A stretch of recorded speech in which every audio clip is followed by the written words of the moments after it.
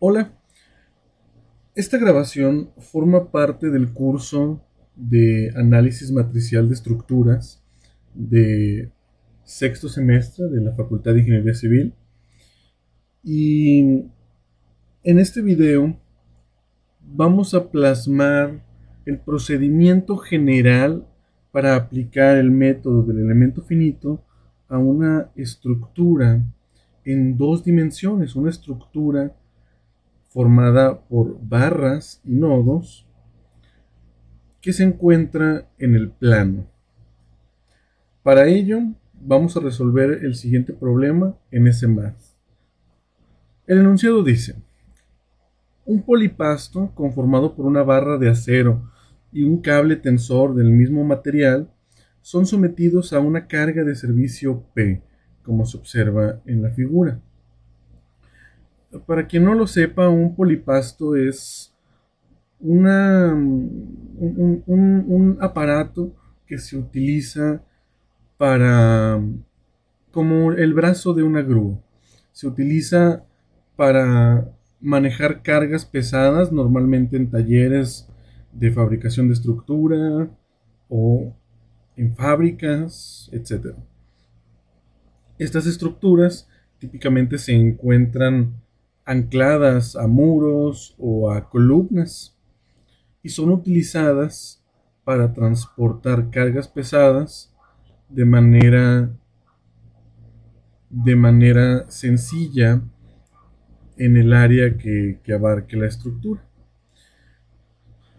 Entonces se nos pide analizar la estructura empleando el método del elemento finito para calcular los desplazamientos en la dirección vertical del polipasto, es decir, en la dirección en la que apunta la carga P.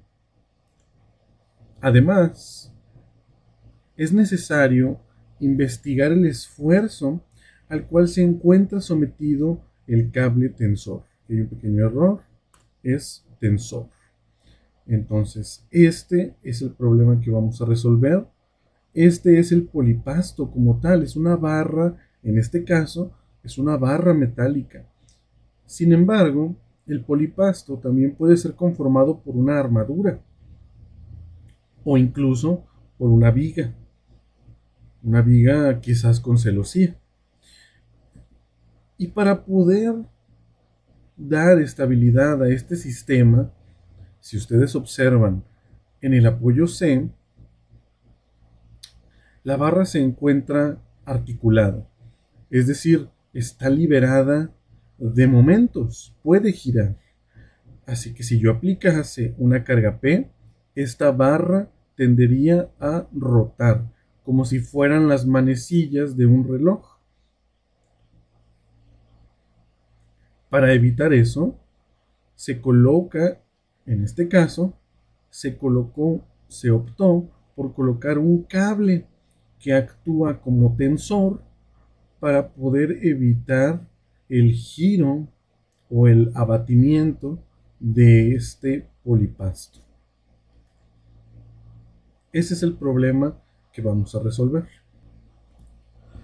Los datos del problema son los siguientes.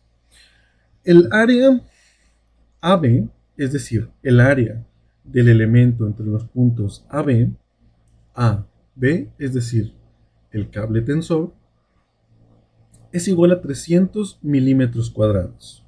Recuerde que para evaluar, o mejor dicho, definir una variable en ese math, nosotros utilizamos el comando dos puntos para definir la variable. También recuerden que al escribir una variable, usted puede cliquear en la tecla punto para escribir subíndices de la misma. Esto es útil para diferenciar entre variables que se llaman iguales. Por ejemplo, a.ab es diferente que a.cb y así diferenciamos en ambas y las podemos llamar del mismo con la misma letra.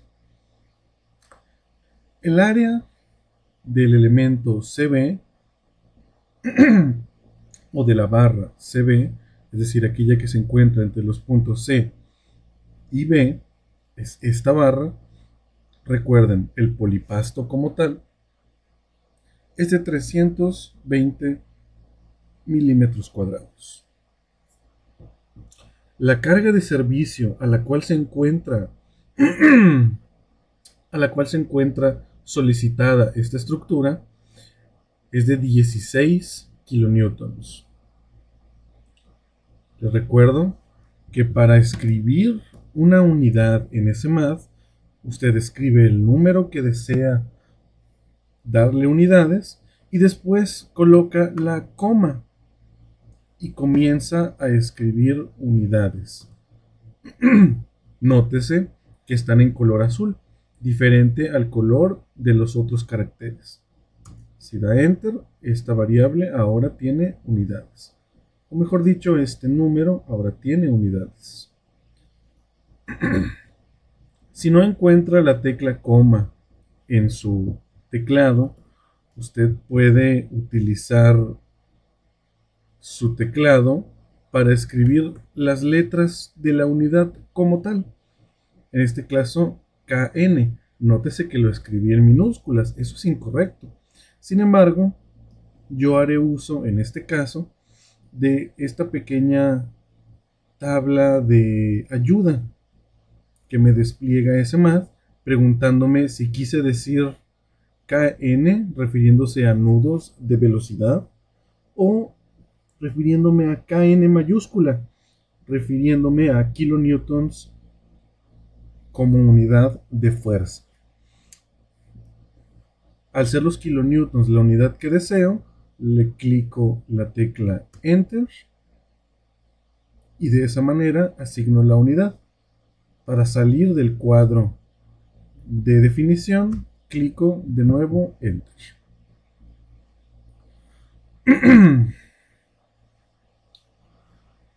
El módulo de elasticidad de ambos materiales es aquel del acero, una constante muy conocida en la ingeniería estructural. Es aquella del módulo de elasticidad del acero estructural, 200 gigapascales.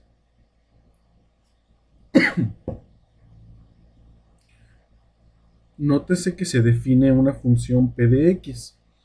Esto ya lo hemos visto en clases anteriores. Esta función P de X nos representa la carga distribuida que existe a lo largo de las barras que estamos analizando. A pesar de que es cierto que el peso propio de ambos elementos actúa en los mismos, para fines de simplificar el análisis, consideraremos que la carga P es tan grande, o mejor dicho, que el efecto que la carga P tiene sobre la estructura es muy superior al del peso propio de la misma, de tal forma que los resultados, al nosotros considerar el peso propio y al nosotros despreciar el peso propio de la estructura, serán virtualmente iguales. Es por eso que para este ejemplo definimos la función P de X igual a 0, porque no existe carga a lo largo de las barras, tanto del polipasto como de el cable tensor, sino que únicamente en los extremos de los mismos, en los nodos de la estructura. Es necesario ahora calcular o definir las longitudes de cada elemento de barra. En el caso del polipasto, es decir, la barra CB, su longitud es obvia y es igual a 2000 unidades, que en este caso no es evidente, pero las unidades se encuentran en milímetros. Así que la longitud CB será igual a 2000 milímetros.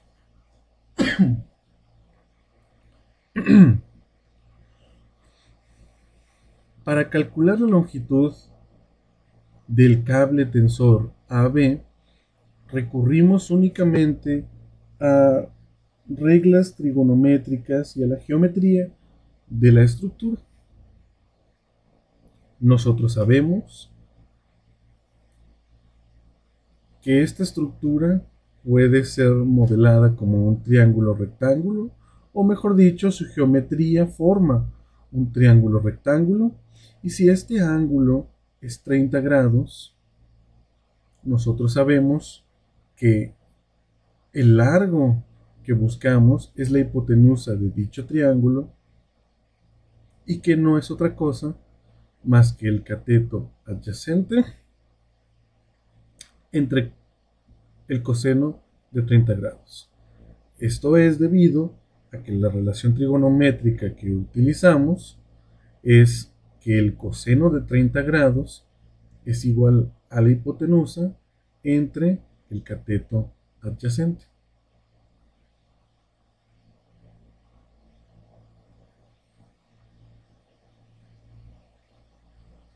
Sustituyendo, nos da una longitud de 2309 milímetros.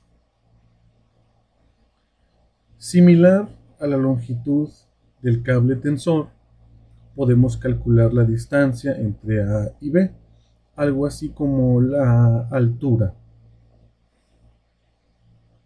Y utilizamos una relación trigonométrica similar, pero ahora en función del seno.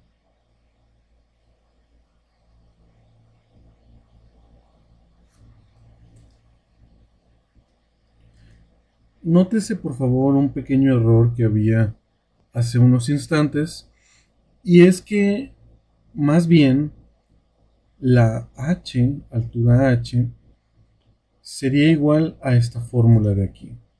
La hipotenusa por el seno de 30 grados. Si ustedes recuerdan, el seno de 30 grados es el cateto opuesto entre la hipotenusa, donde la hipotenusa ya la hemos calculado como la longitud del cable AB. De esta forma, la altura h es LAB por el seno de 30 grados, 1154 milímetros. Nótese también que al invocar la función seno, yo he colocado como una unidad los grados. Es decir, al utilizar la función seno, yo no escribo solo 30, puesto que eso me daría un valor que en este caso no me sirve. Porque solo 30, escribir solo 30, hace referencia a radianes. Si utilizamos la función seno de nuevo y colocamos 30, pero ahora escribimos el prefijo deg y seleccionamos la unidad, nótese que ahora el valor es el valor correcto. El seno de 30 grados es 0.5.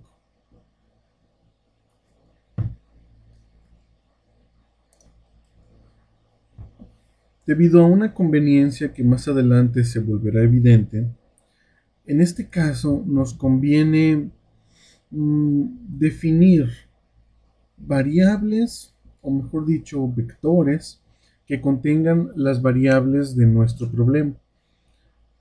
Ustedes saben que para definir un vector, yo primero lo denomino. En este caso, construiré el vector que contenga las áreas de cada uno de los elementos o de las barras que conforman nuestra estructura. En este caso son dos. Entonces modelaré, o mejor dicho, definiré la variable A de área como un vector. Clicando control M, yo puedo definir una matriz con dos filas, el número de barras y una columna, donde en el primer elemento del vector colocaré la primera de nuestras barras. Colocaremos el polipasto, es decir, el área punto CB.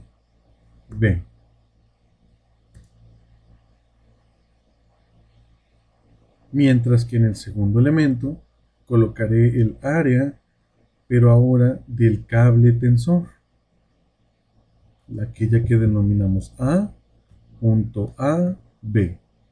Recuerde utilizar el punto para sufijos, para subíndices.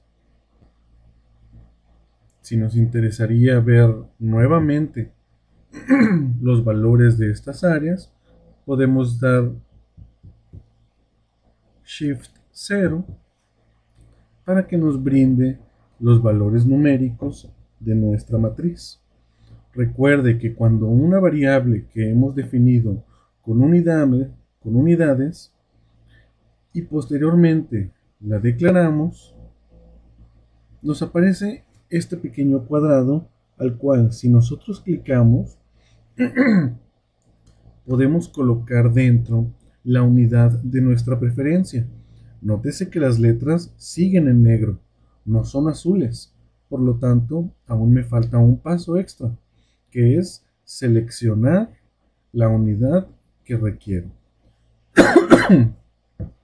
¿Será la unidad de presión torr o la unidad de sustancia milimol o quizás la unidad de longitud milímetro? Esa es la que me interesa. Así que me posiciono sobre ella y clico Enter una vez y otra vez para salir de la región matemática. Ahora, también es conveniente definir la longitud de nuestros elementos de manera análoga. Por favor, nótese y tengan mucho cuidado en colocar las longitudes y áreas de los elementos de manera correcta, de manera ordenada, es decir, en el mismo orden. Si aquí yo he colocado en el primer elemento el área del elemento CB, nuestro polipasto en cuestión, pues entonces es lógico colocar también en el vector de longitudes la longitud de el elemento CB, es decir, L.CB.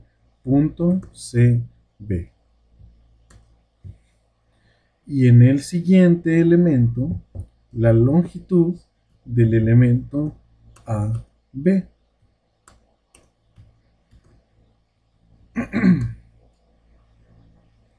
Nuevamente, podemos evaluar cuánto vale y colocar unidades de nuestra preferencia. Finalmente, hacemos lo propio, pero ahora con un vector que contenga los módulos de elasticidad de cada material de cada barra. Nótese que en el enunciado original el cable tensor es del mismo material que el polipasto, que es de acero. Por lo tanto, en este caso nos conviene, o mejor dicho, ambos elementos están conformados por el mismo material.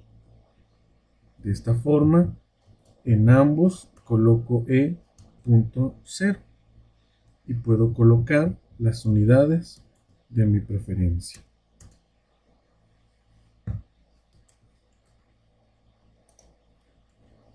Sean tan amables ahora, por favor, de recordar cuál es el primer paso para atacar nuestro problema. Es un problema de mecánica de sólidos, un problema de mecánica de estructuras. Lo primero que tenemos que hacer es definir un modelo matemático que describa de manera adecuada el comportamiento de la estructura, el comportamiento esperado. Por favor, recuerden que existen muchas maneras de modelar estructuras, otras simples, otras más complejas, pero nosotros en este curso nos centraremos únicamente en utilizar la teoría de la elasticidad para modelar las estructuras. Es decir, los modelos matemáticos que nosotros emplearemos en este curso son aquellos que modelan únicamente el comportamiento de los materiales de la estructura cuando se encuentran en su rango elástico. Un análisis de la estructura para cuando el material se encuentra en su rango inelástico está fuera del alcance de este curso. Sin embargo, es una herramienta sumamente útil y poderosa para hacer cálculos de ingeniería aplicada. Es lo que se conoce como análisis plástico en la práctica. Volviendo a la teoría de la elasticidad, es decir, aquella que me describe la relación constitutiva de los materiales como una línea recta, es decir, la relación esfuerzo-deformación es lineal. Y además,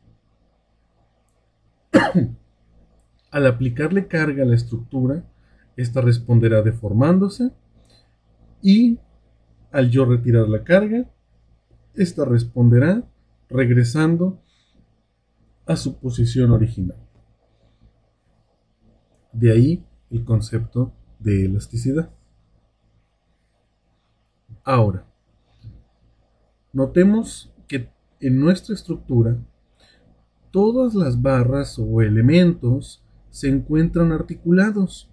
El polipasto, por ejemplo, al ser una barra rígida, prismática, se encuentra articulada en su apoyo.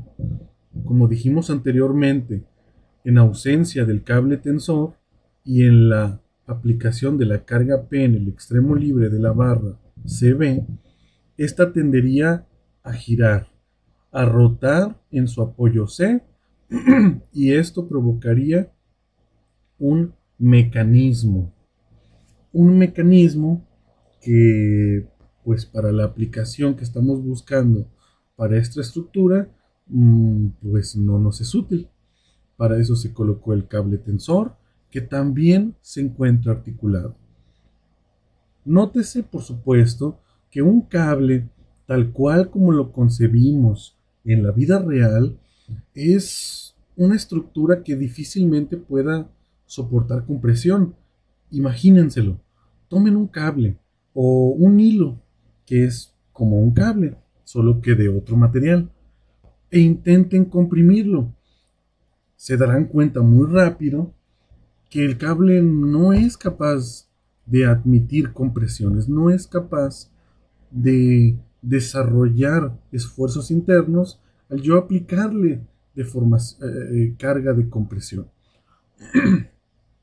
Caso contrario a que si yo intentara tensionar, jalar el cable.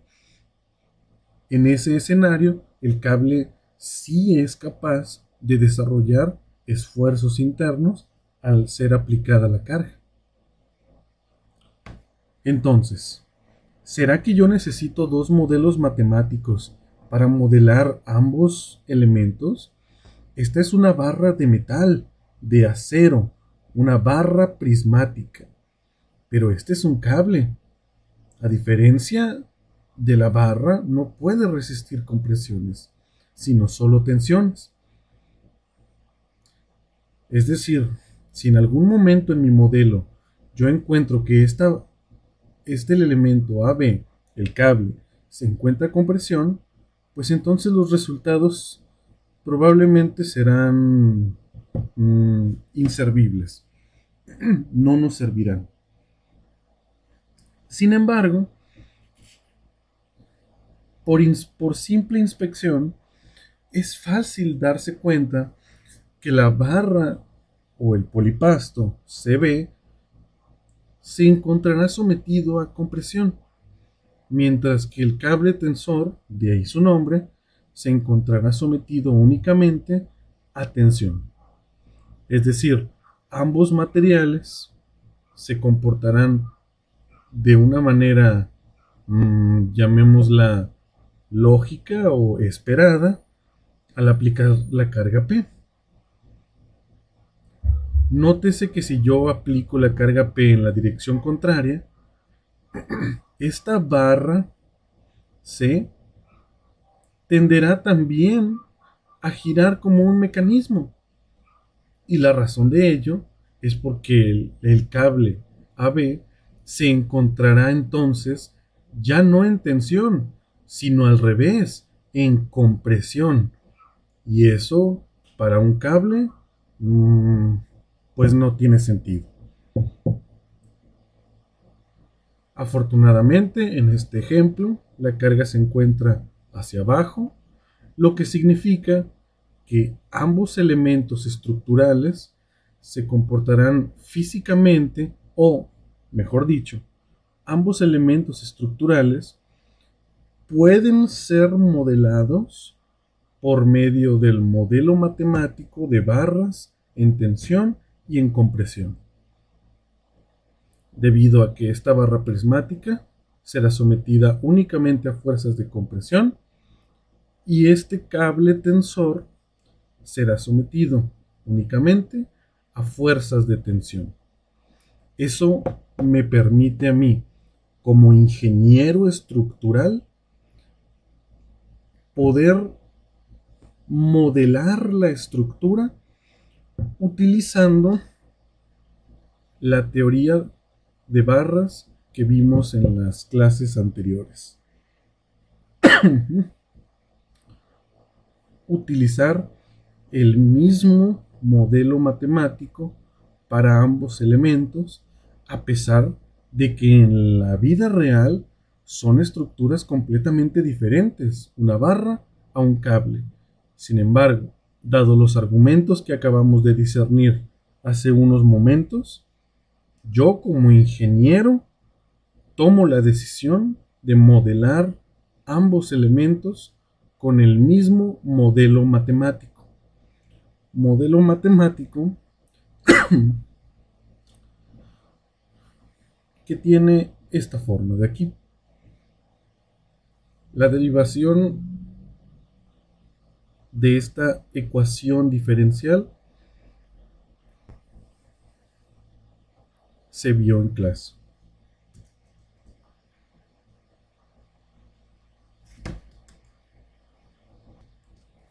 Una vez que he decidido qué modelo o modelos matemáticos utilizaré para modelar mi estructura, ahora, en el marco del método del elemento finito, el siguiente paso es seleccionar elementos finitos adecuados. Recordemos que un elemento finito no es otra cosa más que un objeto geométrico, es un objeto matemático que subdivide el continuo, es decir, nuestra estructura original, por una cantidad finita de subdominios. Dicho en palabras sencillas. Recuerde que nosotros utilizaremos la definición de un elemento lagrangiano, es decir, aquel que solamente tiene un grado de libertad por nodo. Además, este tipo de elemento finito solo tiene una función base o función de forma por cada grado de libertad. Es decir, si tengo dos nodos, tengo dos grados de libertad, ergo, dos funciones bases. Las funciones bases típicamente las escribimos con la letra n, dependen de x, son una función espacial, y en este caso dependerán también de L, la longitud de cada elemento finito. En ejemplos anteriores ya hemos trabajado con, el, con estos elementos finitos. Sin embargo, todos serán iguales. En este caso, ya no será así. Por eso es conveniente definirlas en función de la longitud de dicho elemento finito. Recordemos que una función base es una función matemática, típicamente un polinomio. Y esta función tiene el objetivo de interpolar la solución calculada con el método del elemento finito entre los nodos del mismo. Además, nos sirven para calcular las matrices de rigidez y los vectores de fuerzas distribuidas de cada elemento finito. Esto dado la teoría del método del elemento finito, que también ya hemos visto en otras clases. Utilizando el comando dos puntos, definiremos un vector de dos filas, puesto que tengo dos elementos, dos funciones bases, y una columna. Será un vector columna. Y en ellos escribiré mis funciones bases, n1 y n2. Una de ellas es igual a x, o mejor dicho, L menos x entre L. Y la otra, x entre L. La primera función base puede leerse como 1 menos x entre L.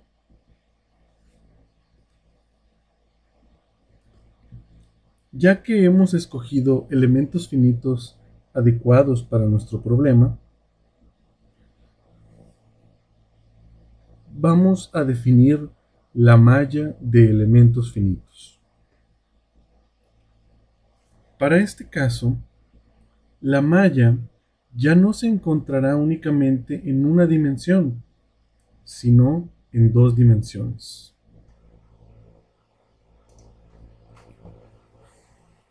Dibujemos nuestra estructura.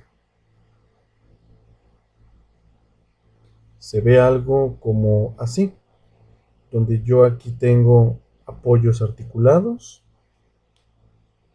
tengo mi polipasto y el cable tensor. Para construir la malla, debo subdividir el continuo, es decir, mi estructura completa, en elementos finitos. Por ejemplo, la siguiente malla es una malla adecuada.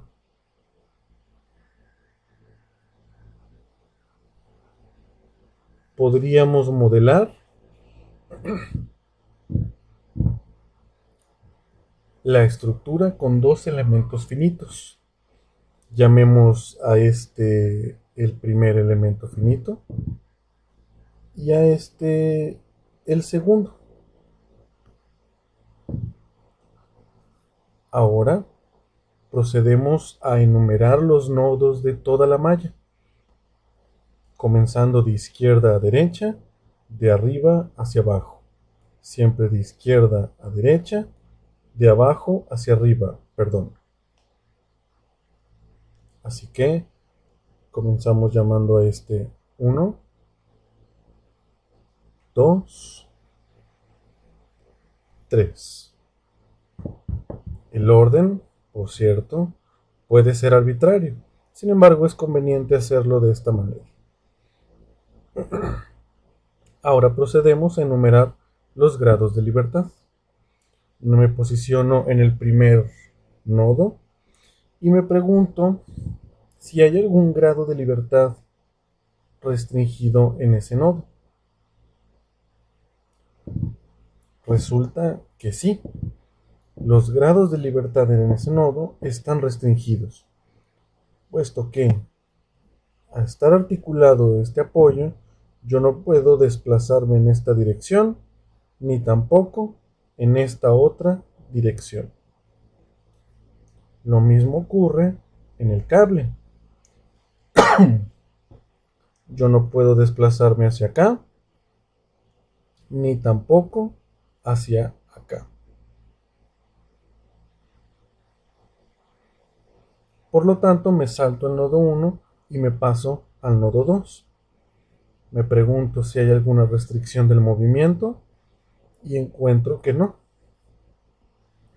Por lo tanto,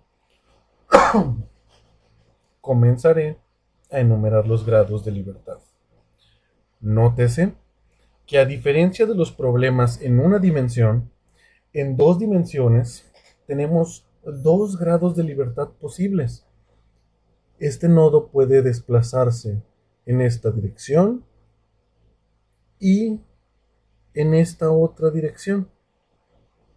Nótese el orden en el que yo enumeré los grados de libertad. Primero enumeré los grados de libertad horizontales y luego los grados de libertad verticales. Ese procedimiento siempre deberá seguirse.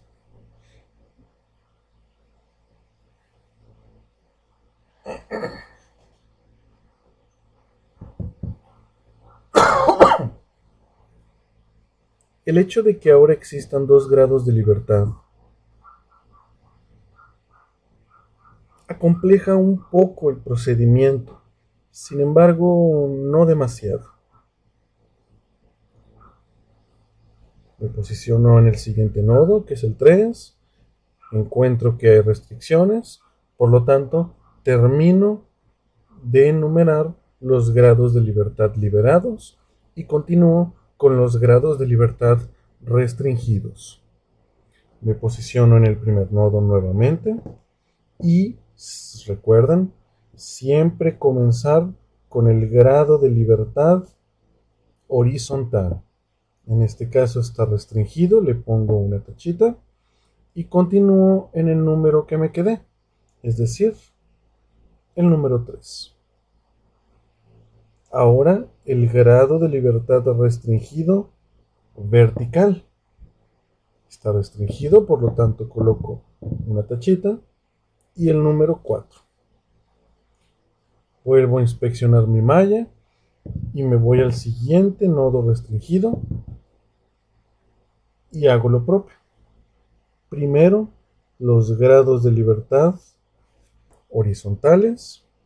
Está restringido y continúa con el número 5.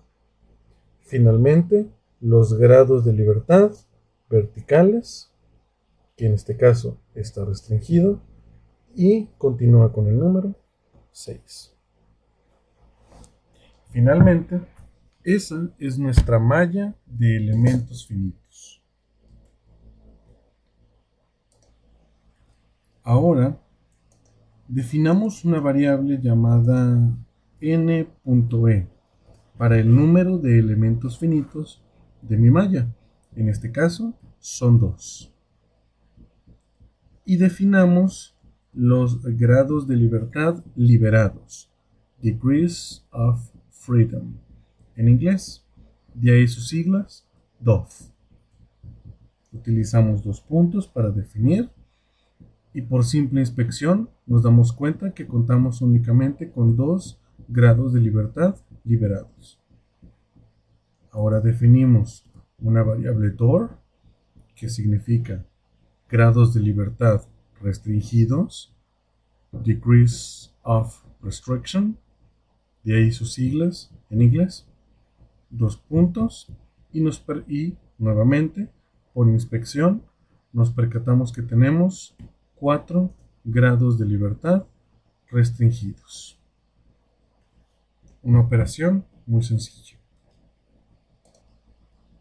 Dado que ahora estamos trabajando en un problema en 2 dimensiones y no solo en una,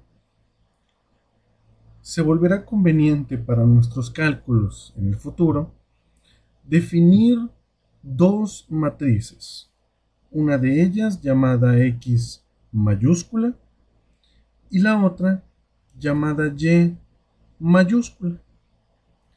Estas X y Y son dos matrices que contienen toda la información de la posición geométrica de cada nodo de la malla en el plano. En un plano, un punto puede ser definido por dos números, es decir, sus coordenadas. Y a partir de ahora, al escribirlas en mayúscula, las denominaremos coordenadas globales. Estas matrices se construyen de la siguiente manera. Definamos X con dos puntos y utilizando control M vamos a construir una matriz con las siguientes dimensiones. La matriz de coordenadas globales X, recuerden, en mayúsculas, tiene tantas filas como elementos finitos haya en mi malla. Repito, la matriz de coordenadas globales X tiene tantas filas como número de elementos finitos haya en mi malla. En este caso, tengo dos elementos finitos. Y tantas columnas como nodos tenga cada elemento finito. Nótese que cada elemento finito tiene un nodo de fin y un nodo de inicio. Un nodo de inicio, un nodo de fin. Por lo tanto, son dos. Colocamos o clicamos el botón insertar y comenzamos a llenar los valores de nuestra matriz de coordenadas X.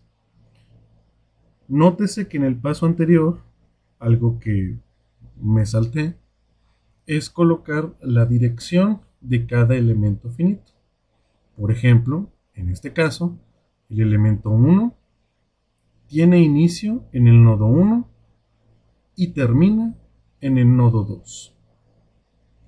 Y el elemento 2 inicia en el nodo 3 y termina en el nodo 2. Esta información es fundamental para poder llenar los valores de esta matriz X. Pongan por favor mucha atención. En el primer elemento, es decir, el elemento de la primera fila y la primera columna, colocaré la información de la coordenada en X del nodo de inicio del elemento 1. Y en el siguiente elemento, es decir, el elemento de la fila 1, columna 2, colocaré la coordenada en X del nodo de fin. Recuerden, cada fila de esta matriz representa cada elemento. Es decir, la primer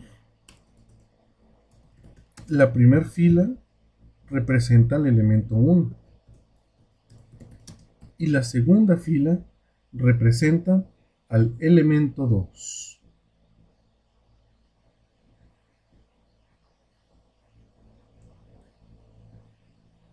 Mientras que las columnas representan a la X, llamémosla inicial, y la X, llamémosla final.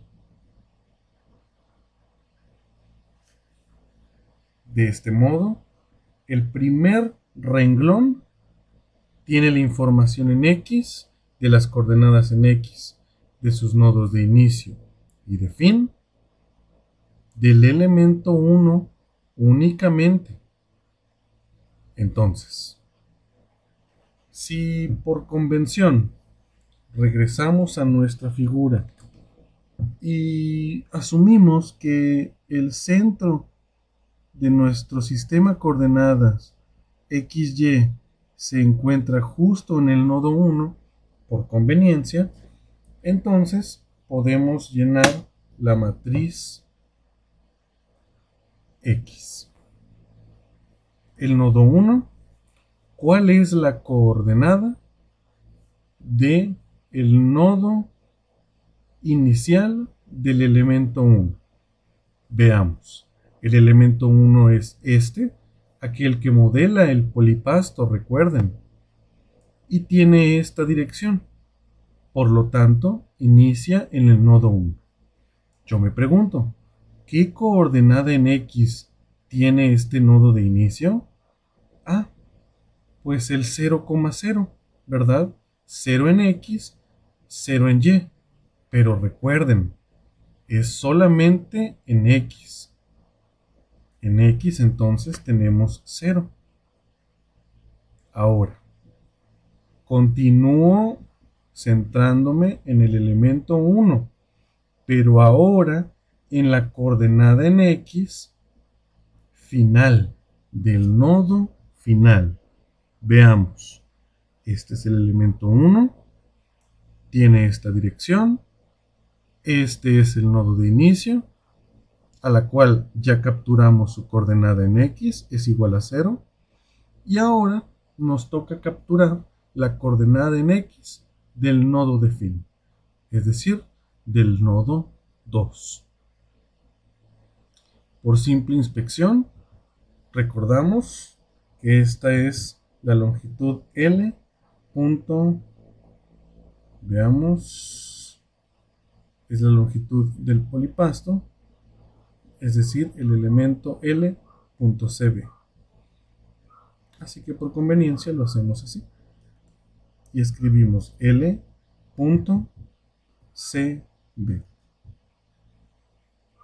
Muy bien. Ahora hacemos lo propio para el elemento 2.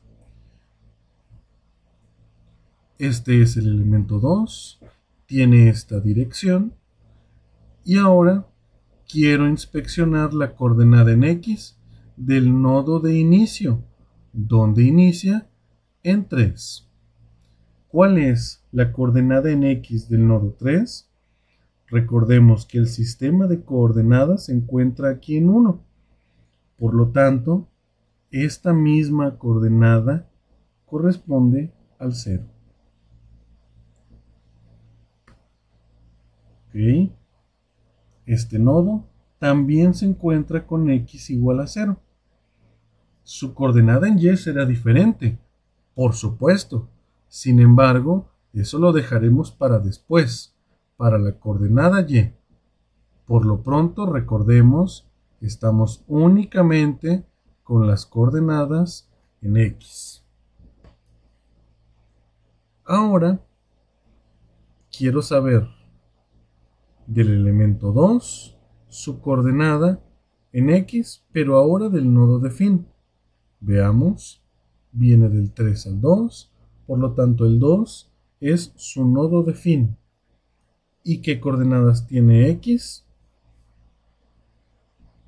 Esta misma, L.cb. De esa forma hemos construido este vector o matriz de coordenadas en X globales. Recuerden, son globales. Si le parece confuso utilizar las variables L.cb, podemos colocar el valor numérico tal cual es. Es decir, si C es X igual a 0, entonces B será X igual a 2000. Así que podemos hacerlo así también. 0, 2000, 0 y 2000. Ambos resultados son idénticos. Ahora haremos lo propio, pero con las coordenadas en Y. Construiremos un vector, mejor dicho, una matriz llamada Y mayúscula, porque representa coordenadas globales. Y utilizo los dos puntos y control M para definirla, y así resulta que tiene las mismas dimensiones. Pero para recordar, las matrices de coordenadas globales, en este caso de coordenadas Y, tiene tantas filas como cantidad de elementos finitos y tantas columnas como cantidad de nodos que tiene cada elemento. Tengo dos elementos en mi malla y cada elemento tiene dos nodos, por supuesto, uno donde inicia y el otro donde termina. Le doy en insertar y ahora llenaré estos datos. Copio estas etiquetas para que sirvan de guía y estas otras también. Pero ahora recordemos que estamos inspeccionando las coordenadas en Y. Veamos. Del elemento 1, recordemos que toda la primera fila es para el elemento 1, donde el primer elemento de la fila 1, columna 1, representa el nodo de inicio, donde inicia el elemento 1 en el nodo 1. ¿Cuál es la coordenada en Y de este elemento? Recordemos que colocamos convenientemente nuestro sistema de coordenadas aquí, en el nodo 1. Entonces en el nodo 1, justo X vale 0 y Y vale 0. Con esa información podemos determinar o deducir que la coordenada en Y del nodo de inicio del elemento 1 es igual a 0. Por favor, observe intuitivamente que como este elemento está horizontal, la coordenada en Y del nodo de inicio y del nodo de fin serán idénticas. ¿Por qué? Otra vez, porque el elemento está acostado, está horizontal. Caso contrario al elemento 2, veamos. ¿Dónde inicia? En el 3. Recordemos que ya hemos calculado la distancia entre el nodo 1 y el nodo 3. La llamamos H. Y su coordenada en Y de fin es, ¿recuerdan? 0. Muy fácil. Podemos dar la instrucción de igual con Shift 0 para que nos dé exactamente lo que vale.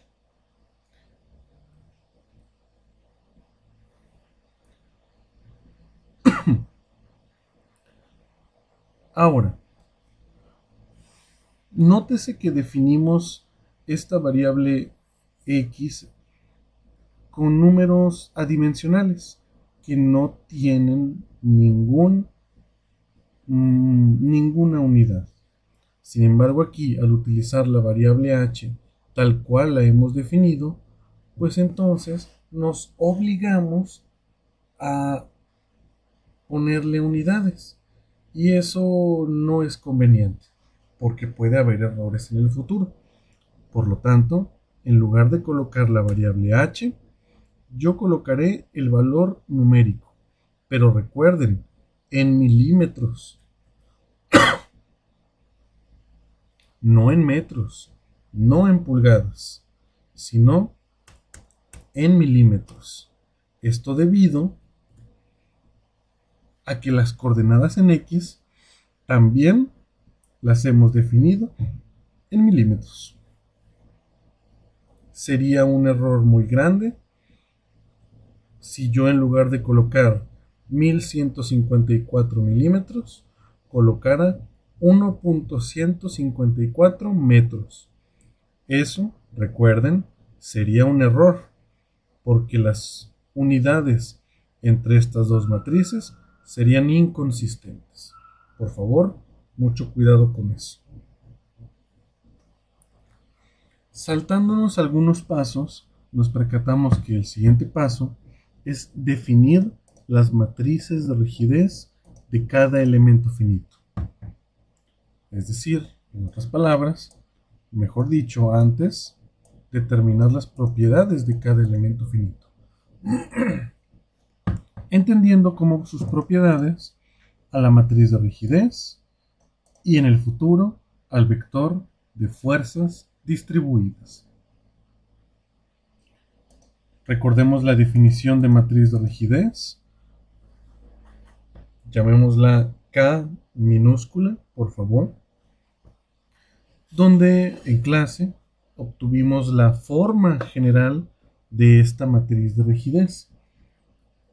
Forma que es debida a un sistema de ecuaciones simultáneas.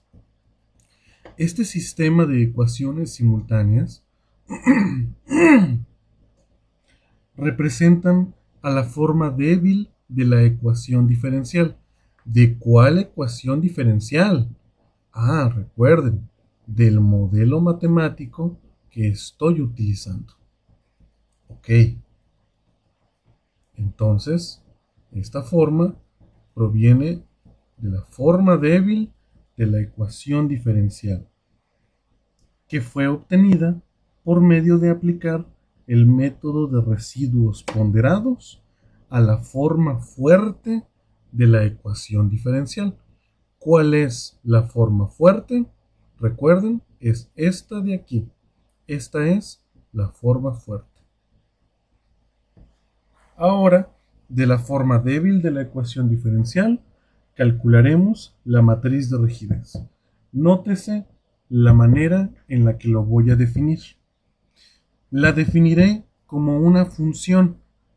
Una función se define con una letra seguida de paréntesis, donde lo que se encuentra dentro de los paréntesis es una variable independiente. En este caso, será una variable que denominaremos n. N representará el elemento finito, es decir, n igual a 1 representará el elemento finito número 1.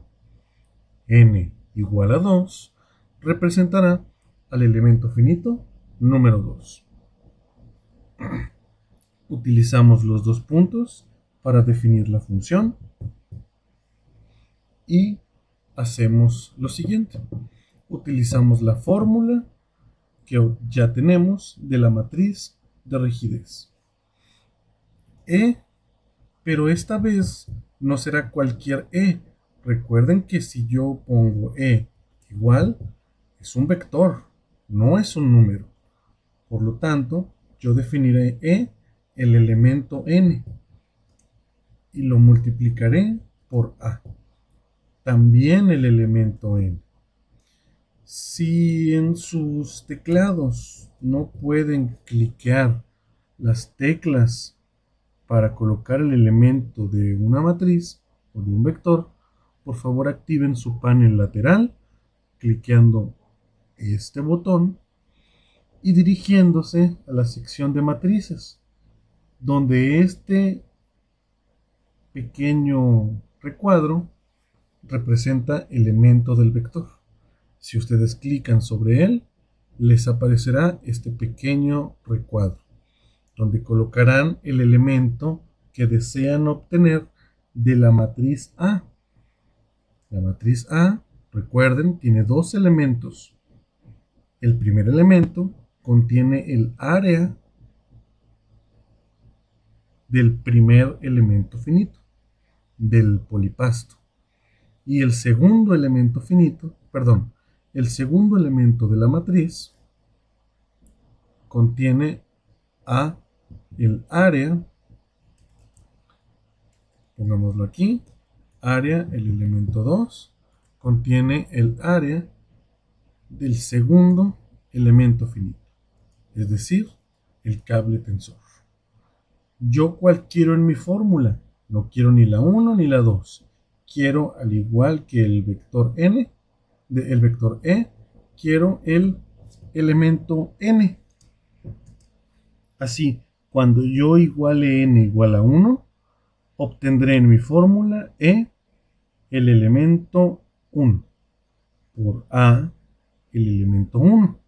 Y eso será igual a e por a del elemento 1.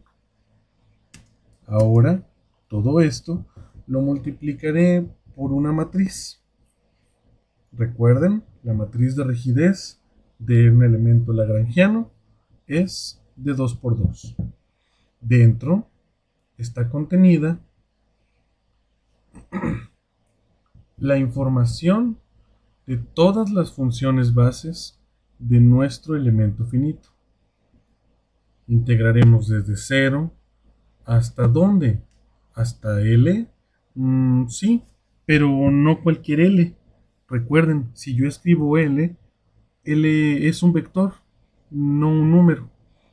Por lo tanto, no va a funcionar si yo coloco aquí simplemente L. Recuerden, estoy trabajando en función de cada elemento finito. Por lo tanto, clico L o escribo L y luego en su panel lateral escriban elemento del vector para tener este pequeño recuadro en el cual colocar la variable n minúscula. Recuerden, si yo coloco n minúscula como variable, no me sirve si yo coloco n mayúscula. Debe de ser n minúscula. Y aquí colocaré el producto de la derivada de la función n. ¿Cuál función? Recuerden, tengo 2 y también es un vector. Así que, fíjense bien lo que voy a hacer. N depende tanto de X como de L. Pero recuerden, no de cualquier L. L es un vector. L, el elemento N. Utilizo espacio para salirme de la función y ahora volveré a utilizar elemento del vector. Y coloco, ¿cuál? El 1. Nuevamente, escribo n, que depende tanto de x como de l, pero no de l el vector. L, vengan aquí y cliquen elemento del vector L, el número n. Sálganse y vuelvan a escribir elemento del vector y ahora el 2. Nótese que estas son mis dos funciones bases, n1 y n2. Con esto las colocaré a un lado para convenientemente poder copiarlas y pegarlas e insertarlas dentro de la definición de mi función. Recuerden que es la derivada respecto de x y multiplica a el mismo. ¿Por qué 1, 1? Recuerden, porque estoy en el elemento 1, 1. Y la integral es respecto de x. Ahora, convenientemente, copiemos toda esta definición, coloquémosla acá y ahora veamos. N1, primer fila. N ya no es 1, recuerden, ahora es 2. Convenientemente copio y pego, intercambio índices, ahora este es 2, ahora este es 1. ¿Por qué? Porque recuerden, ahora estoy en la fila 2 y en la columna 1. Nuevamente, convenientemente copio y pego y ahora estoy en la fila 2, columna 2. Y con esto finalizamos la definición de nuestra matriz de rigidez. Observen lo potente que es hacerlo de esta manera. Voy a colapsar por un momento el panel lateral para tener un poco más de espacio y definiré una variable K, recuerden, K minúscula, porque es K en coordenadas locales. Y utilizaré el punto 1 para referirme a la matriz de rigidez del elemento 1. Coloco 2 puntos. ¿Y a qué será igual? Será igual a mi función K. ¿Evaluada en quién? En el elemento 1. Observen, cuando yo le doy igual, me da la matriz de rigidez del elemento 1. Ok. Y observen que yo puedo hacer lo propio, pero con la matriz 2. Coloco K2 y K2 y ahora tengo la matriz de rigidez del elemento 2.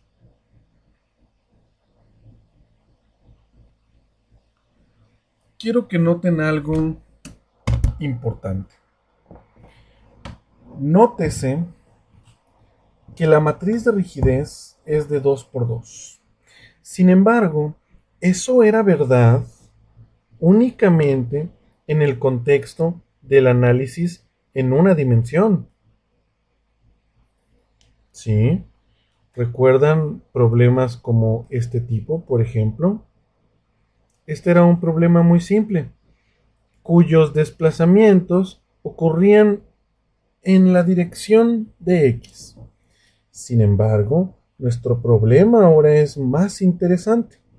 Ahora los desplazamientos pueden ocurrir tanto en X como en Y.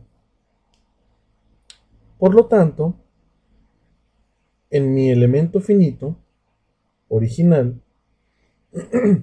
yo definía 2 grados de libertad, uno por nodo, U1, U2. Sin embargo, dado que ahora estamos en un espacio bidimensional, XY globales, ahora tengo otro grado de libertad en cada nodo. Y esto es obvio, ya no solo me puedo mover en X, sino también en Y. Sin embargo, nótese lo siguiente. Llamemos a este grado de libertad U3 y a este U4. Que por conveniencia podemos adoptar la siguiente numeración.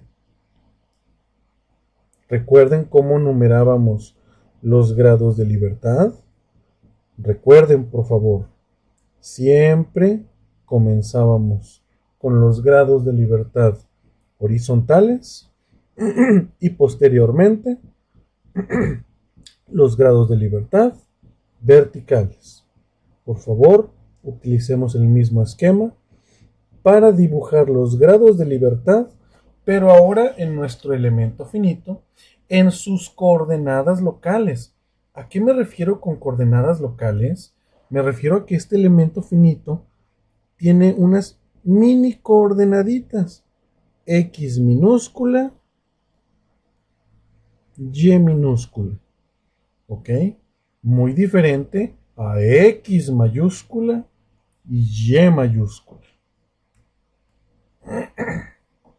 Entonces, comencemos con el nodo de inicio. Digamos que tiene esta dirección. Ahora este es U1. ¿Y quién será U2? Correcto. Si comenzamos con el horizontal, continuamos con el vertical, llamándolo U2. Nos posicionamos en el siguiente nodo y comenzamos a enumerar los grados de libertad, comenzando con los horizontales. Así que este ahora es 3 y este 4. Muy bien. Eso significa que ahora mi matriz de rigidez ya no será de 2 por 2, será de 2, perdón, será de 4 por 4, 4 por 4. Recuerda, cuando tenía mi elemento finito, así, tan simple, U1, U2, mi matriz de rigidez era de 2 por 2. Aquí tenía un elemento, aquí otro, aquí otro, aquí otro. Sin embargo, ahora estoy en 2 dimensiones. Ahora tengo 2 grados de libertad por nodo. Por lo tanto, mi matriz de rigidez es de 4 por 4. Veamos. Si las acomodamos en orden sucesivo, U1, U2, U3, U4. Veamos. Observen por favor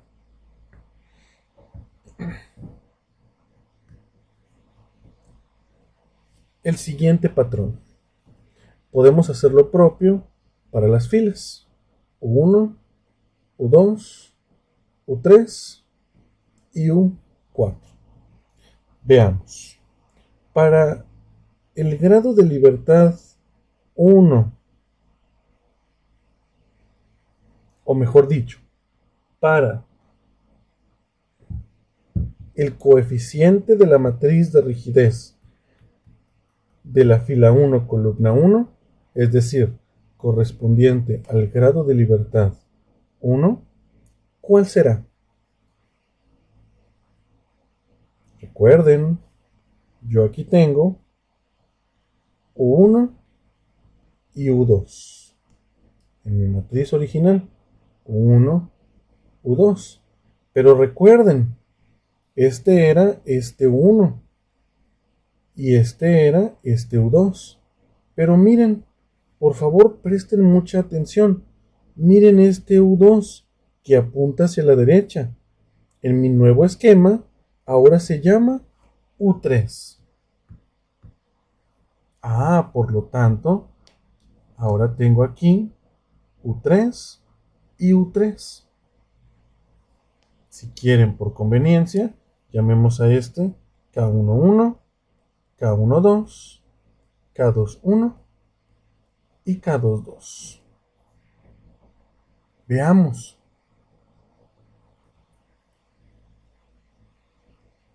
La rigidez que corresponde al grado de libertad 1, ¿cuál será? Pues esta que está aquí, ¿verdad? Claro. Entonces esta se inserta aquí. K11. Ya la conocemos. ¿Y qué será con el elemento, este elemento, que corresponde al grado de libertad 1 y 3? Veamos. 1 es este y 3 es este de aquí. Ok. Entonces aquí corresponde este valor. K2, 1. Sigan por favor el mismo patrón, ahora con U1 y U3. Y reemplacemos. Este vector, o mejor dicho, este elemento, se posiciona aquí. K1, 2. Y es correcto, por pura lógica, este otro elemento se posiciona acá. K2, 2. Y en todo lo demás tenemos ceros. Espera, ¿por qué 0? Parece extraño, ¿no? Puros ceros. ¿Qué representa eso? Físicamente representa lo siguiente. Si yo tengo mi barra, dibujémosla. Tengo mi barra de esta manera. Recuerden que ella tiene rigidez en esta dirección y en esta dirección. U3 utilizando la nueva nomenclatura. Pero si yo me quiero mover hacia acá, recuerden que esto es una articulación. Esto solo rotará, se moverá hacia acá. Rotará y rotará y rotará hasta el infinito. Será como un péndulo que se mueve hacia allá, hacia acá, hacia allá, hacia acá, y luego se irá calmando, como el péndulo de un reloj. ¿Y cuánta rigidez nos brinda ese péndulo? Cero rigidez, cero rigidez. De ahí que aparezcan todos estos ceros. Es muy importante que comprendamos eso. Por lo tanto, si esta fuese mi matriz bebé y esta mi matriz receptora, entonces, ¿cuál será la matriz de códigos? Llamémosla A, de esta bebé hacia esta receptora. Veamos cuántas columnas debe de tener la matriz de códigos. Tantas como la receptora, es decir, 4. Y filas tantas como la bebé, es decir, 2. Números de código de la bebé, U1 y U3. Si quieren por conveniencia, los llamamos solo 1 y 3. Y los números de código de la receptora son 1, 2, 3 y 4. Así que procedemos al llenado. Aquí es 1, 0, 0, 0, 0, 0, 1, 0. Muy bien. Ya hemos construido entonces la matriz de rigidez de una barra, pero en 2 dimensiones. Recuerden que este es el argumento. Este es el argumento. Si yo la empujo, simplemente pendulea y no me da rigidez. Es por eso que están todos estos ceros aquí. Construyamos ahora eso, pero en nuestra hoja de cálculo de S+. Vean lo que voy a hacer a continuación. A esta matriz de rigidez la llamaré matriz de rigidez axial. Por lo tanto, me posicionaré sobre la K y observen la escuadra. Apunta a la derecha. Yo escribiré un punto y luego la A para colocar un subíndice y ahora llamarla de manera diferente. Nótese lo que ocurre cuando yo clico fuera del área de cálculo. Me aparece un error. Pues claro, K no existe, ahora se llama K sub A. Si yo aquí vengo y cambio punto A, miren, ahora sí funciona. ¿Por qué? Porque es K.A, su nombre actual, su nuevo nombre. Sin embargo, yo no quiero estas matrices de rigidez de 2×2. Yo las quiero de 4×4. Entonces, definiremos una variable, ahora sí, K, que será igual o que dependa de n, y será igual a qué. Recuerden la fórmula, matriz de código, punto A, por la bebé, que es K minúscula, punto A mayúscula, pero recuerden que KA está en función de n. Por eso le pongo KA paréntesis n. Y lo multiplico por la matriz de códigos, punto A, pero transpuestas, y utilizo control 1 para colocarlo. Evidentemente, tenemos que definir la matriz de códigos. Recuerden, es de 4×2 y tiene los siguientes números. Solo para no equivocarnos, vamos a asegurarnos 1, 0, 0, 1.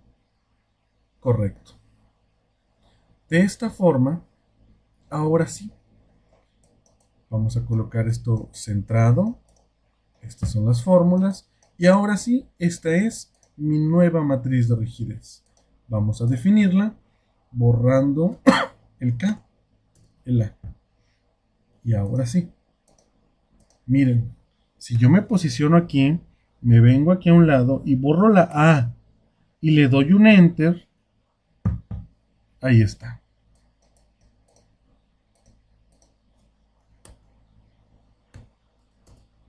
K2. Esta es, ahora sí, mis matrices de rigidez de la barra 1 y del elemento 2. Del elemento 1, del elemento 2, en 2 dimensiones, recordando estos conceptos.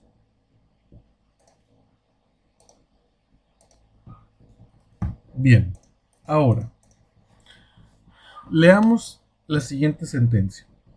Es necesario transformar las matrices de rigidez y los vectores de fuerzas distribuidas de cada elemento en sus coordenadas locales a coordenadas globales. Claro, recuerden, veamos el dibujo. Estas de aquí son las coordenadas locales del elemento finito. Pero yo tengo elementos que están tanto acostados como en diagonal. Por lo tanto, necesito que todos estén en las mismas coordenadas. Es decir, en pocas palabras, quiero sumar peras con peras y manzanas con manzanas. Yo quiero pasar de las coordenadas locales a las coordenadas globales XY. Para ello, construiremos una matriz de transformación de coordenadas en función de los senos y los cosenos directores de cada elemento finito. De ahí la utilidad de definir las matrices de coordenadas globales X mayúscula y Y mayúscula. ¿Recuerdan? Para definir la función de coseno director, por favor escriban coseno. No, por favor, no confundir con la función coseno que viene por default en el programa SMath. No, señor. No. Esta no la vamos a utilizar.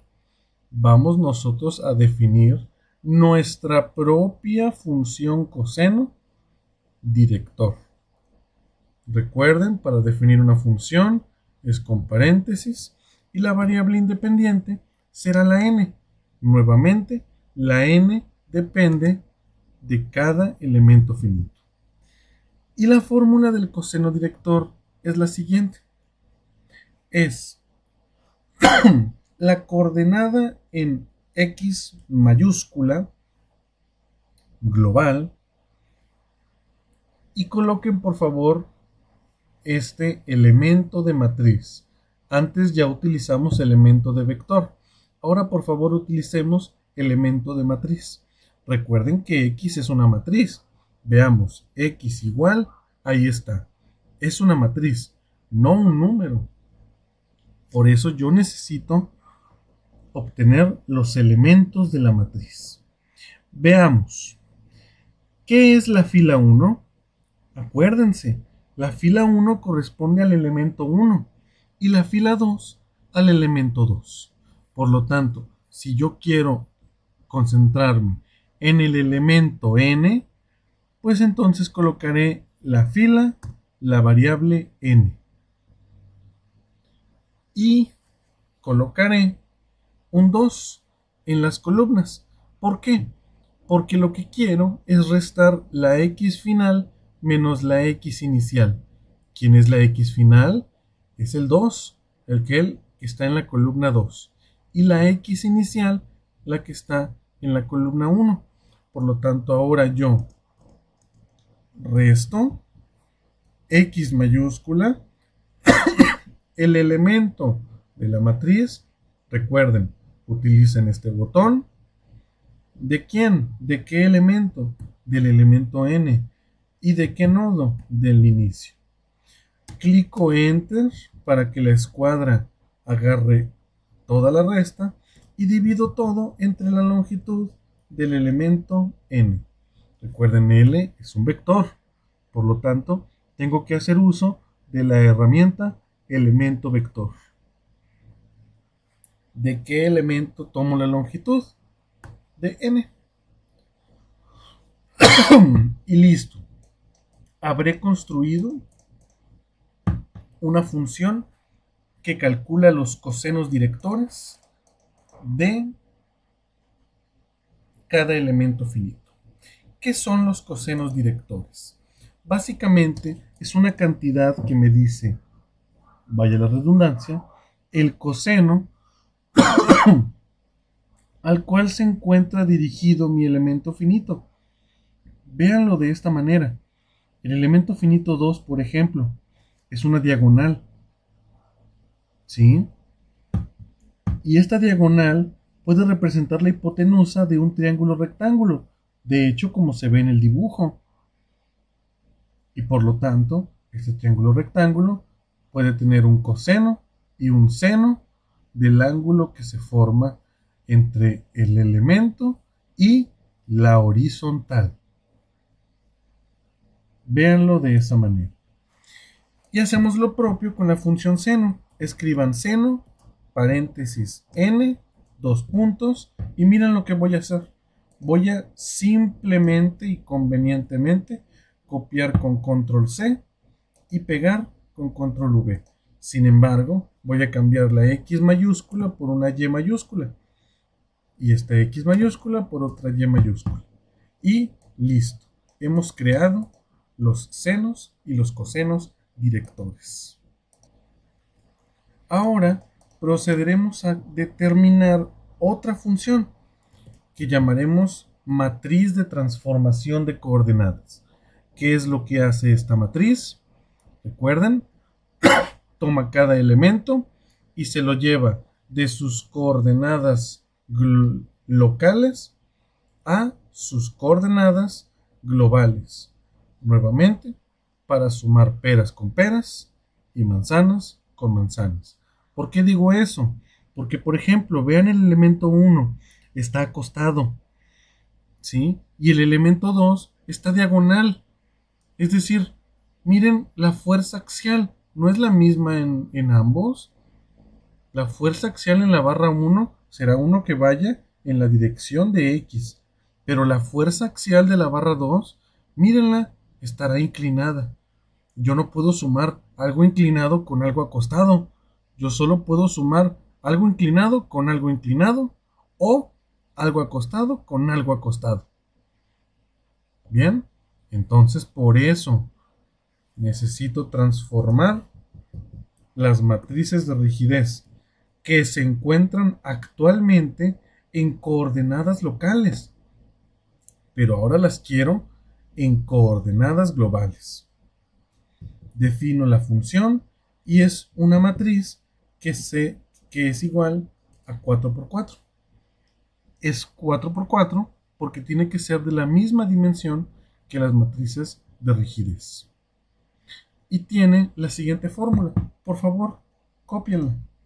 Es nuestra función seno en toda la diagonal, y la función seno en la diagonal superior y menos seno en la diagonal inferior. Otra vez, seno en la diagonal superior y menos seno en la diagonal inferior. Y todo lo demás lleno de puros ceros. Muy bien.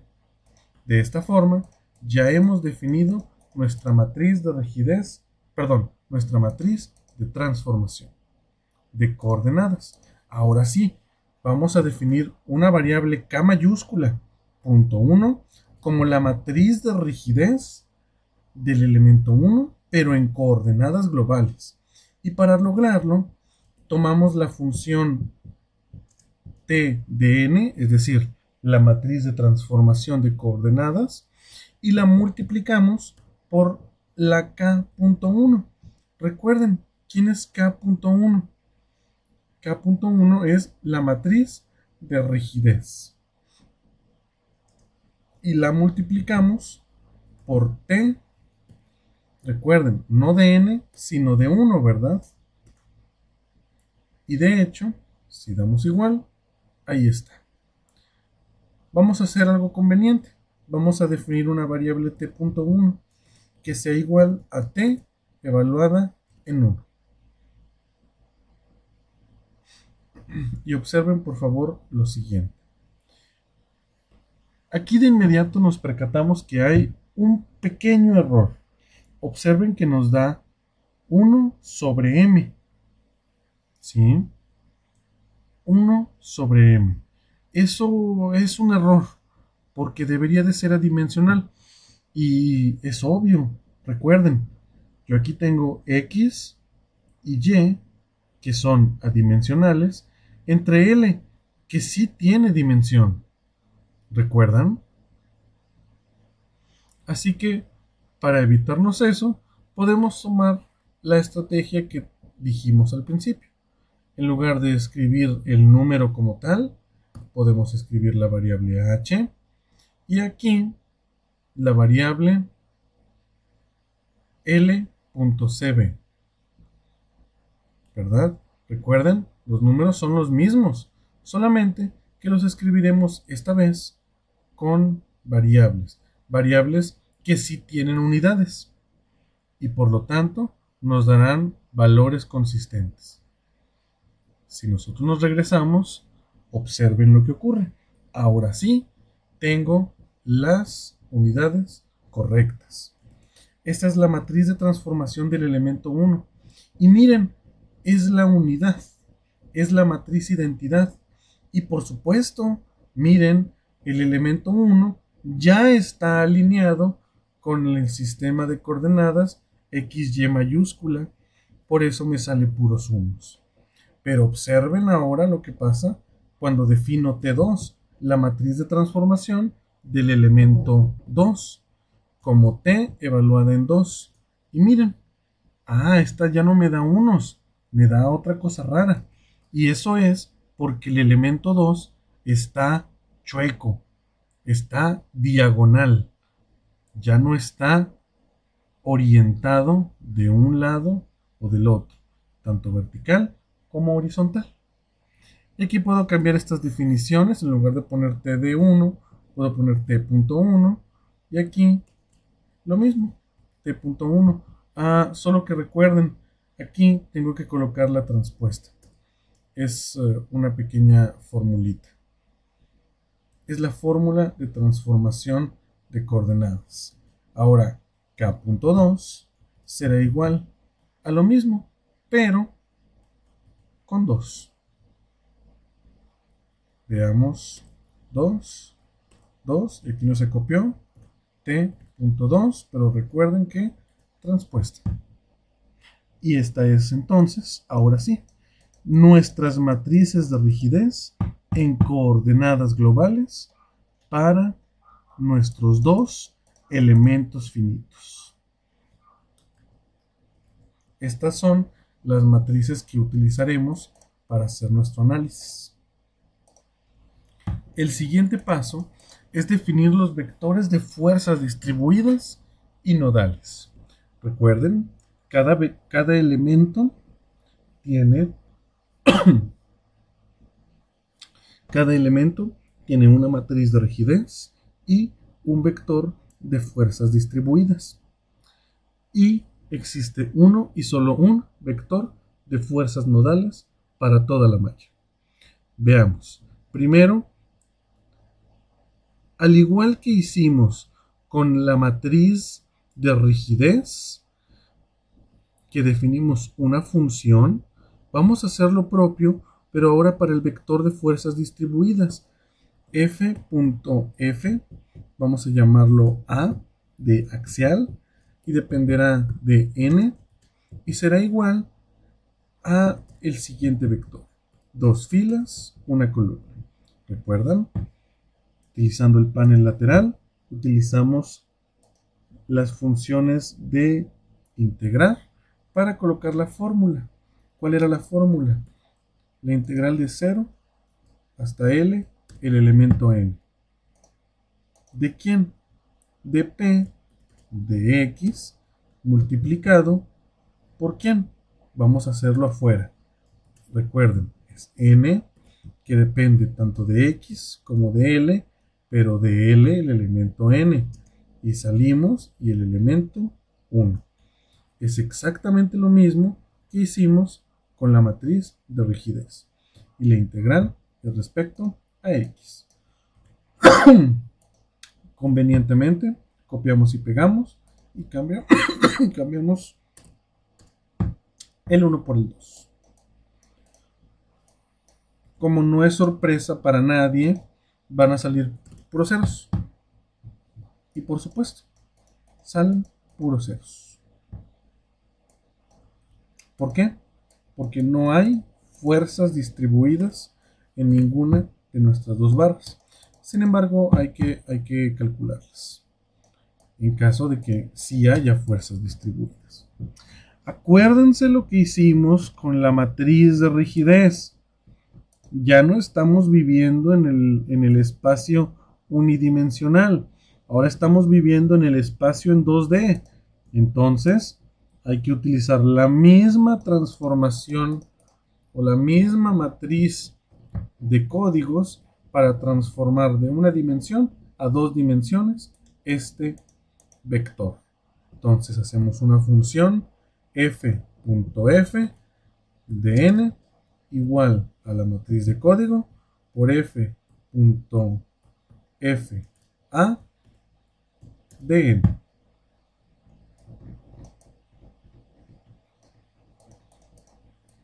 Y ahora sí, si nos venimos aquí y pedimos ff1, ahí lo tenemos.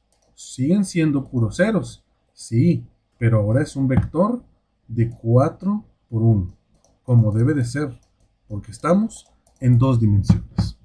Finalmente, el vector f.e de fuerzas nodales, ¿de qué tamaño es? Tantas filas como grados de libertad liberados. Tengo 2 grados de libertad liberados y una columna porque es un vector columna. Veamos. En el grado de libertad 1, ¿qué fuerza está actuando? Vamos a inspeccionar. Ninguna. Y en el grado de libertad 2, hacia abajo, ¿hay alguna fuerza actuando? Sí. P. Excelente. P sub 0, llamémosla. Ok, P sub 0.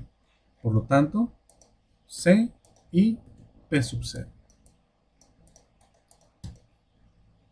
Y listo. Hemos definido los vectores de fuerzas distribuidas y nodales. Sin embargo, nótese algo. Este vector de fuerzas nodales, tal cual está así, está correcto. ¿Por qué? Porque ya está en coordenadas globales. Sin embargo, estos no, están en coordenadas locales. Por lo tanto, debo de hacer una transformación de coordenadas. Vamos a llamarlos f.f, f mayúscula, para representar que están en coordenadas globales, y 1 para representar que es el primero. O mejor dicho, hagamos una función que dependa de n y que será igual a la transformación de coordenadas, como lo hacíamos con t, el elemento n, multiplicado por ¿quién? Multiplicado por nuestro vector de fuerzas. En nuestro caso, f.f, vector de fuerzas en coordenadas locales.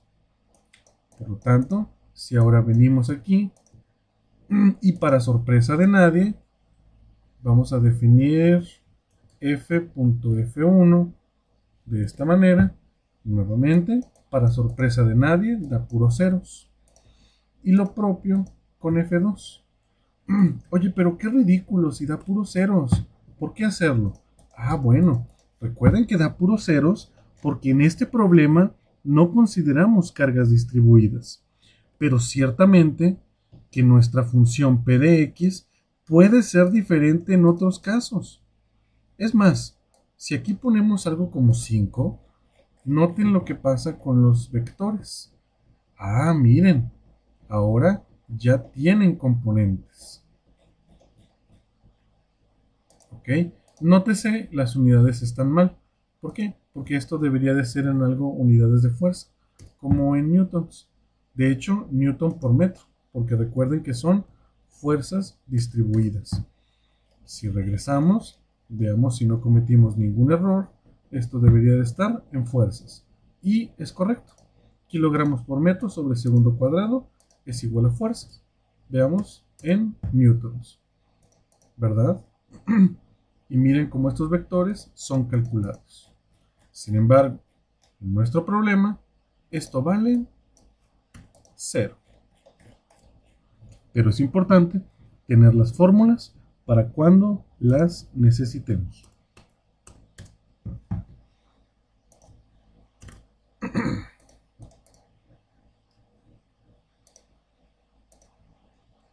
Finalmente, ya que hemos construido los vectores y matrices de cada elemento finito y en sus coordenadas globales, ahora sí, procedemos a ensamblar la matriz de rigidez global y el vector de fuerzas distribuidas globales.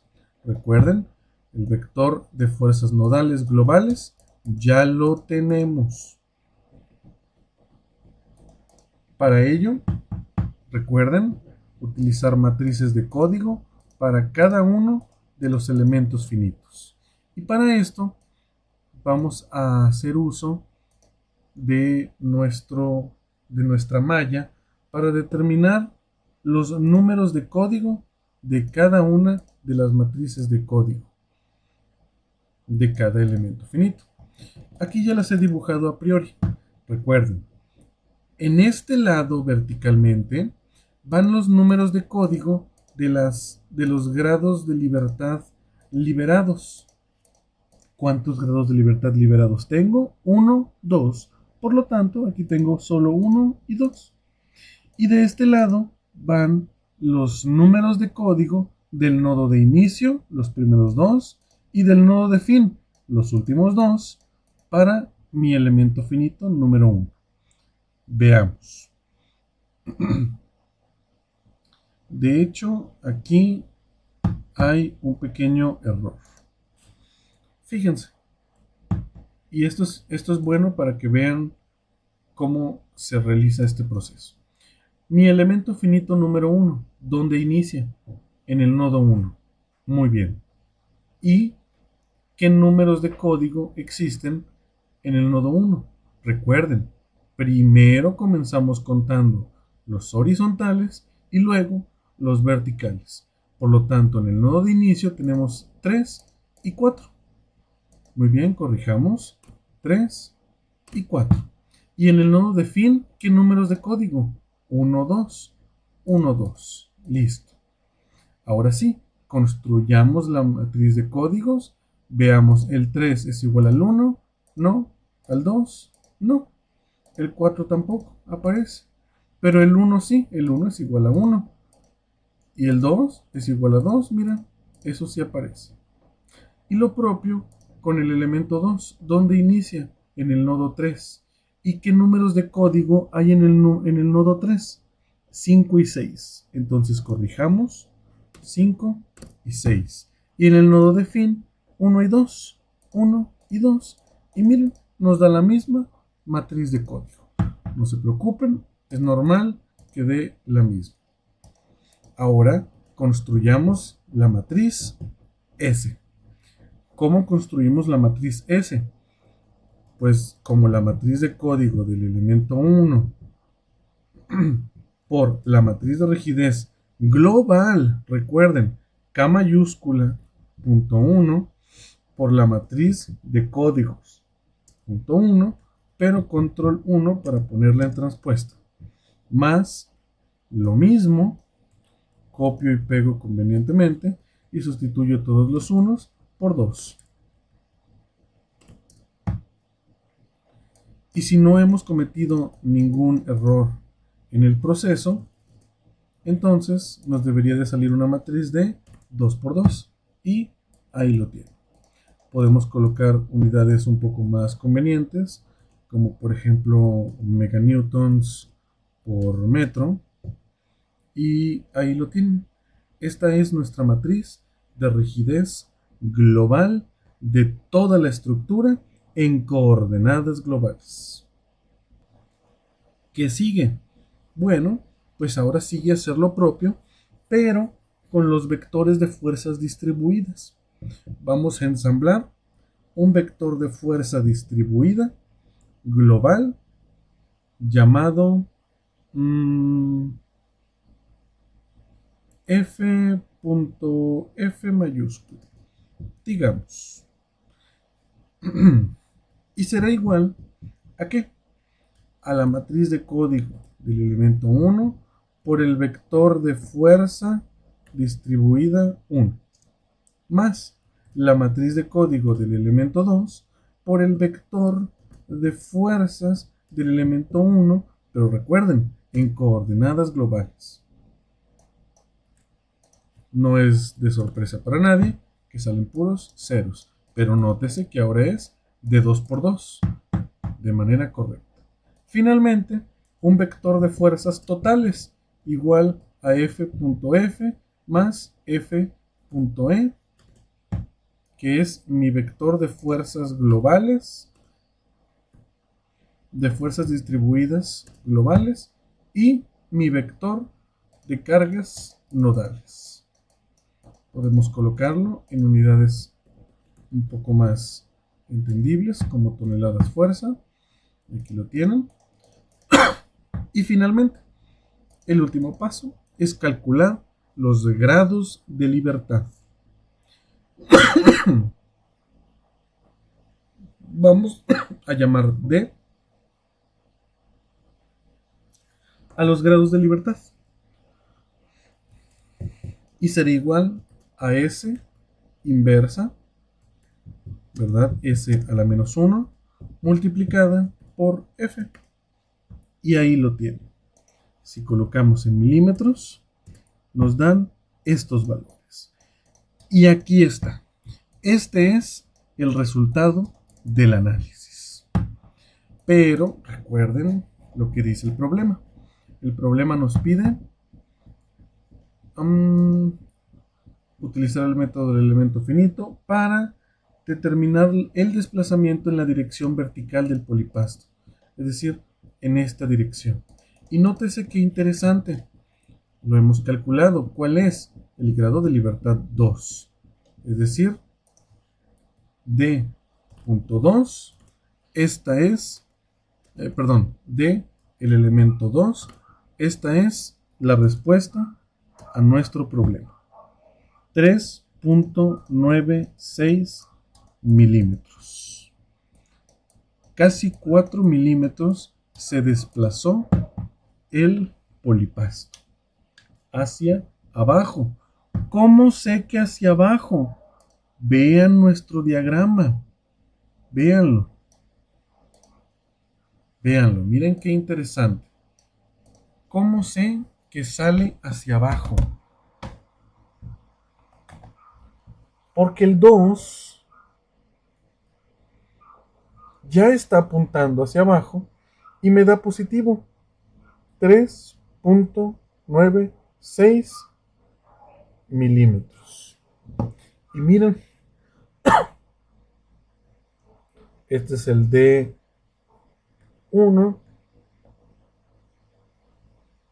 y este de acá es el D2. Y miren, el D1 me dio negativo, menos 0.86 milímetros. ¿Qué significa? Que en lugar de haberse desplazado hacia la derecha, se desplazó hacia la izquierda. Es decir, si intentáramos dibujar el desplazamiento, se vería algo así.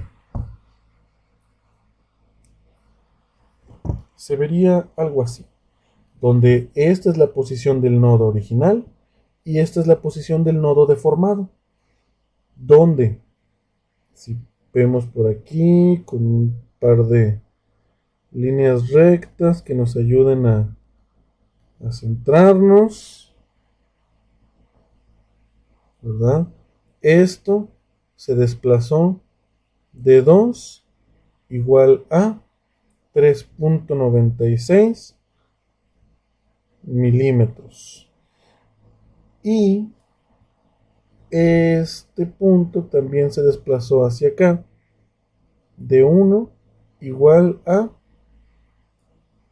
0.86 milímetros. Nótese que ya no pongo el signo menos, simplemente lo pongo como un valor absoluto.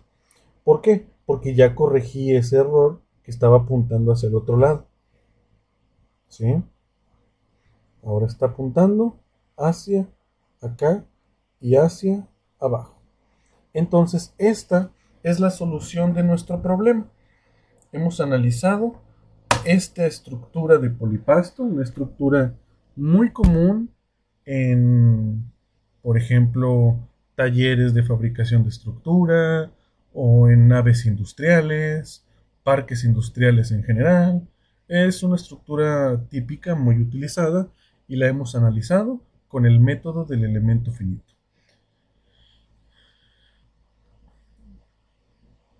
La segunda parte del problema tiene que ver con determinar las deformaciones y los esfuerzos internos de cada barra. De hecho, nos piden determinar el esfuerzo en el cable tensor. Sin embargo, eso lo dejaré como un ejercicio para la siguiente clase y damos por terminado este ejercicio de un análisis de una armadura en 2 dimensiones con el método del elemento finito. Este algoritmo será el algoritmo general que utilizaremos una y otra y otra y otra vez para analizar estructuras de esta misma naturaleza. Por tanto, es sumamente importante que practiquen este algoritmo, que lo repliquen en su SMath y que todas las dudas me las hagan llegar. Así que con esto me despido.